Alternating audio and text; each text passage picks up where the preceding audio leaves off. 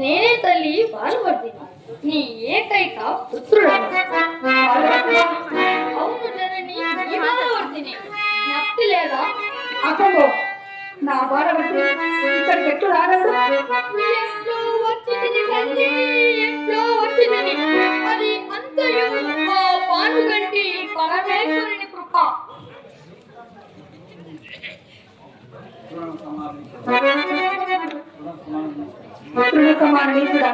నీ కపటోపాయములు, నీ కళ్ళములి పలుకులు నీ నెలుగును అనుకుంటివా? వారవద్దు వేషంలో వచ్చి నీ ముఖము చూసి మాట్లాడతాను తలచితివా? అది నీకు ఈ జన్మలో నెరవేరదు. సమీపించితివా భస్మం అయిపోగలవు సోమ వరకు. నేను బాలవర్ధిని, నీ ఏకైక పుత్రులను. వారిని సంహరించి నిన్ను బంధు విముక్తను చేయుటకే వదిలి ఎన్నెన్నో కడగంటలో దాటి ఈనాటికి నాగలపూడి గట్టుకు చేరుకుంటుని జనని. నీ కళ్ళపల్లి పలుకులు, నీ కపటోపాయములు సర్వము నాకు తెలియను. ఎన్నిసార్లు నీవు నా ప్రాణేశ్వరుడు దాచి వచ్చింది మర్చిపోయి అనుకుంటేవా? అమ్మా, నీకేమైనా మతి భ్రమ కలిగినదేమో ఆలోచించుకో తల్లి. నేను పక్కిరుడు కాను తల్లి, కాను బాలవర్ధిని, నీ ఏకైక పుత్రుడను. చల్లడా పోయేదవా పూర్తి చేయమంటావా?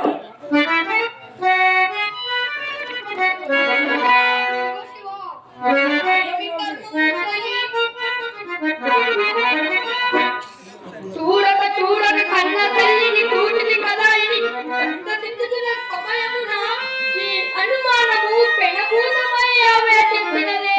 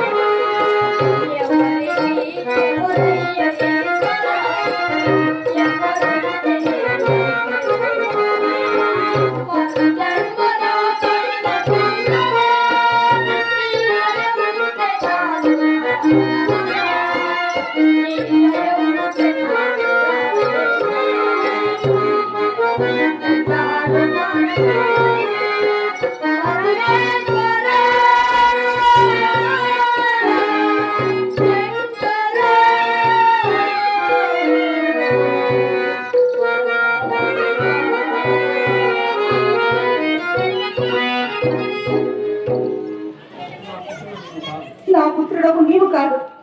కొడుకాయని పిలుచుటకు దిక్కైనా లేక ఏ కొండలలో అడవులలో రోదన చేస్తున్నాడు.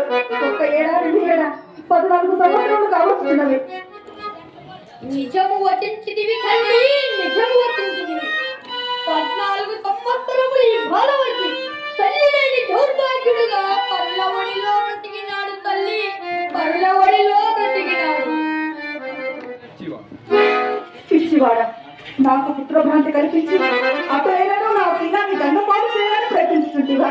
ఇంకా నీ దొంగ వేసుకుని కట్టిపెట్టి నడిచివా? ప్రాణాలతో ఉండగలవు లేదా ఈ కులకాంతల కడుపు కోట నిన్ను తగ్గించకమానదు. తల్లి నీ అనుమాన పిశాచము అపానమంతము అతిశయమై ఉన్నది. నీవు ఎంత చెప్పినది విశ్వాసము కలుగుటలేదా చూడు జనని. గర్భసీమలో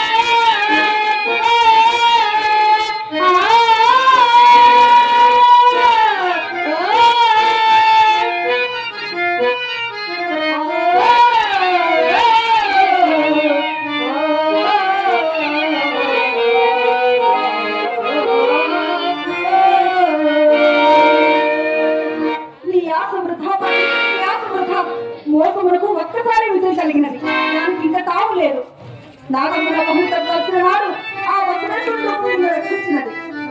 నాగమ్మ మోసపోతే కూడా ఒకేసారి మరలా మరలా మోసపోదు. అదో ప్రయత్నం నుండి వా సిగ్గు లేదా? తల్లి, నిన్ను బంధు విముక్తను చేయవలయునని గూడు లేక నడచి ఈనాటికి నా తనని దర్శించు భాగ్యము పొందగలిగినని ఊరి దొరికింది. కానీ కన్న తల్లి నన్ను అవమానిస్తున్నని కలలో కూడా తలపలేదు తల్లి, కలలో కూడా తలపలేదు. నవమాసములు మోసిన కన్న కొడుకునే నీవు కాదనుకుంటివా? నీలో నుండి వెలువడిన ఒక్క జ్యోతినే నీవు విశ్వసింపలేవా జనని? అమ్మా, అమ్మా,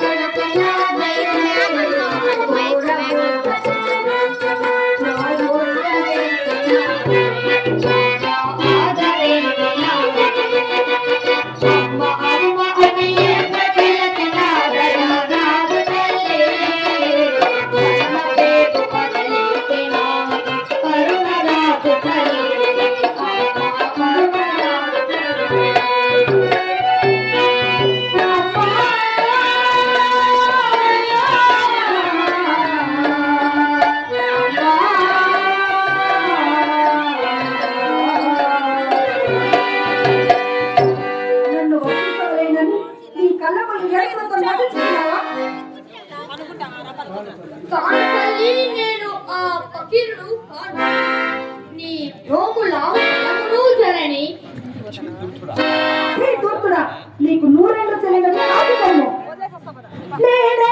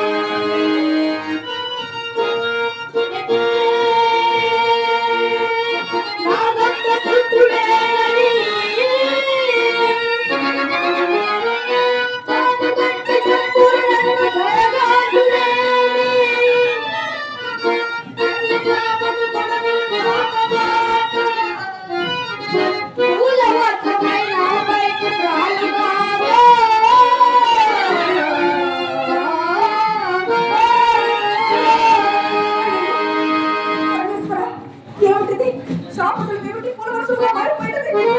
జనని ఇప్పటికైనా గుర్తింపలేవా? ఇదేమి మాయాజాలమే.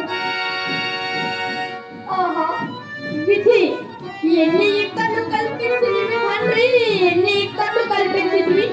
ఇక నేనేమి చేయగలను? నా ఆశలన్నీ వృధా కావాల్సిందేనా? జప్తికి వచ్చినది ఉంగరము. నేను ఉయ్యాలలో ఉండినప్పుడు నా వేలికి జననియే ఈ ఉంగరము తొడిగినదని దాటి మందరి చెప్పినది కదా. ఈ ఉంగరము చూపినైనా ప్రయత్నించదు.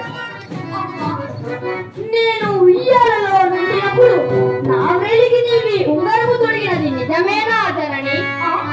అమ్మేకమా? అవును జనని, ఇది నీ అంగుళేకమే.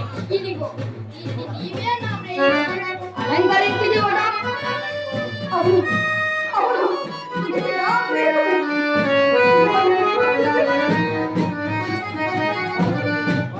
అంటే